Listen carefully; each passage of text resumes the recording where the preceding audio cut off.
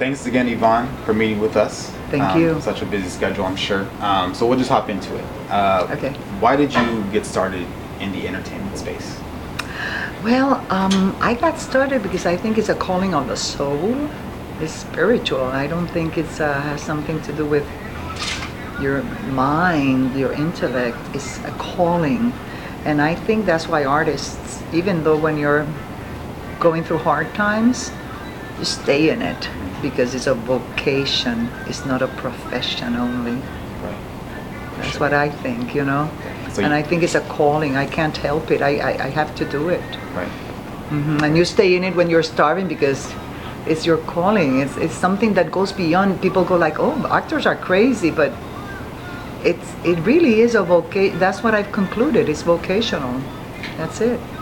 Yeah, you come across as being charismatic, so it just seemed like a natural fit for you to be, acting and showing your talents in front of the world.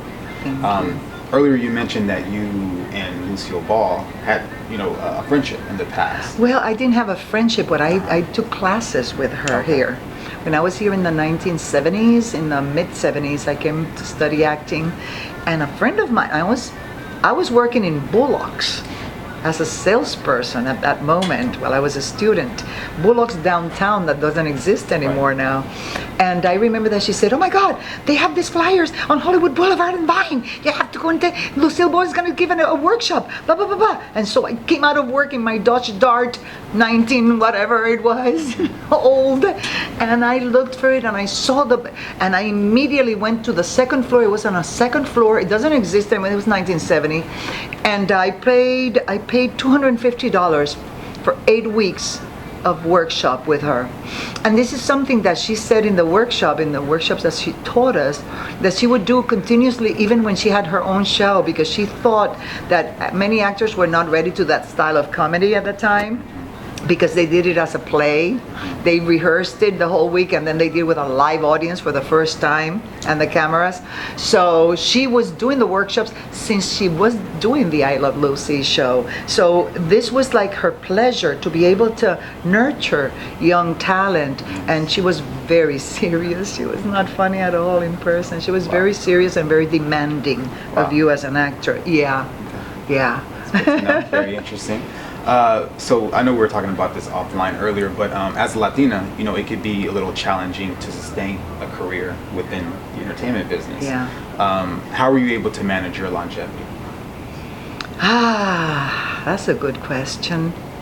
I think just by virtue of doing my work, when I'm not working, when I moved to Hollywood in 1990, and I wasn't getting the jobs. At the beginning it was the first year, boom, boom, boom, bam, you're the new flavor in town. Of course, everybody wants to use you. But after that, it was like I started not to get calls or anything. So I went back to theater work, you see? Absolutely. I went to the Arizona Theater Company, to Public Theater in New York. Every time they would call me to do something. So it's a matter of keeping your craft going. You cannot stop and then just say, oh, I'm an actor, I'm unemployed, but I'm an actor. No, that I learned with Lucille Ball. She said, don't come here and tell me you're unemployed and you're an actor. I want you to tell me I'm a mechanic and I'm an actor. I'm working in a garage, I'm an actor. I'm working as a whatever and I'm an actor. Because that's what will make you do real things in front of the camera. I mean, if you have to portray somebody that had that experience, you won't have to act it, because you've been in it. So she always stressed that life would inform your art, and she was right. And I believe that too, Okay, so it's all a matter of, sharpening your skills and staying. Sharpening your skills, you got to keep on training, it's a matter of, if you're in between jobs, like we say, if you're in between jobs, just take a class, take a workshop, go to the best. Don't go to comfort zones of acting classes where you're going to be surrounded by friends and somebody who's sitting there and giving, oh yeah, do it again, and that was nice, what do you think? When I was studying with Strasberg, he would never allow anybody to have a say on what the actor has just done, because we were all students. So when you go to an acting class here and you have the professor say, what do you think? But what? Get out of that class running, okay?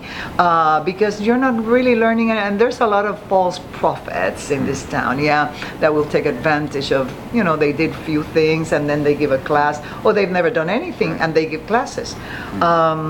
So it's a matter of keeping on training while you're going through bad times and hard times.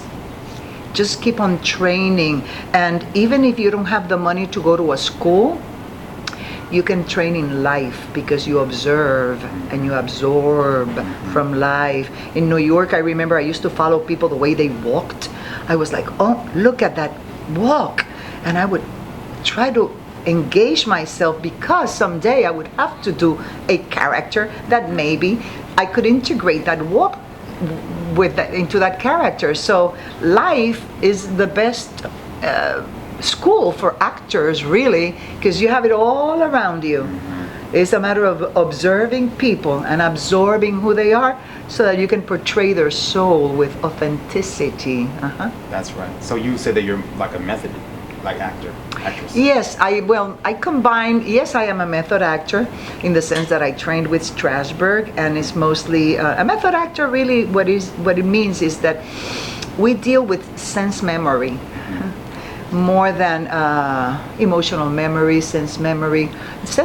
Because his theory was that the senses are connected to the emotions, because if you're going through something and you're drinking coffee at that moment, certainly that taste of coffee will remind you of that experience. So that's method acting. Okay. So when you access through your senses, except that we as actors do it with the imaginary sensorial. So you practice at home with that cup or that object, and then you do it with the imaginary, not in pantomime, to see if you can recreate for a second, to make that real in front of you, whether the taste or the touch. If you make it real for 1 second, that means that your imagination has triggered into believing the imagination, the imaginary object. And what is a play? What is a screenplay? But an imaginary situation. It doesn't exist. So acting is believing with total truthfulness in an imaginary reality. Right. So it's like having faith, basically. Exactamente. Definitely. What are some up-and-coming projects that we can expect from you? Oh, I did a voiceover for Disney, my first voiceover. I cannot say the name of the project though, because they're not allowing me to, but I play an Afro-Cuban woman, a spirit of an Afro-Cuban woman who had a restaurant, and her her grandchildren want to sell it. Yeah. So her spirit appears to them. And it was very interesting, because I thought, if I do it with a real Afro-Cuban accent, maybe it'll throw people off, because it's too authentic. So I tried to imbue it with some other things. It was my that project. And what else do I have?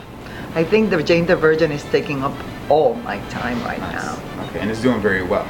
So thank God. Congratulations. Thank you. For sure. And what advice would you give to those trying to break into the entertainment business? Well, to prepare themselves to study, to get as many acting techniques as they can, to really know their craft, because you're going to be competing with people who are very well prepared, and people who are not very well prepared either, but who have connections or look a certain way, Right. And they'll get cast because they have the look or a charismatic personality. But as a minority actor, you cannot rely on that.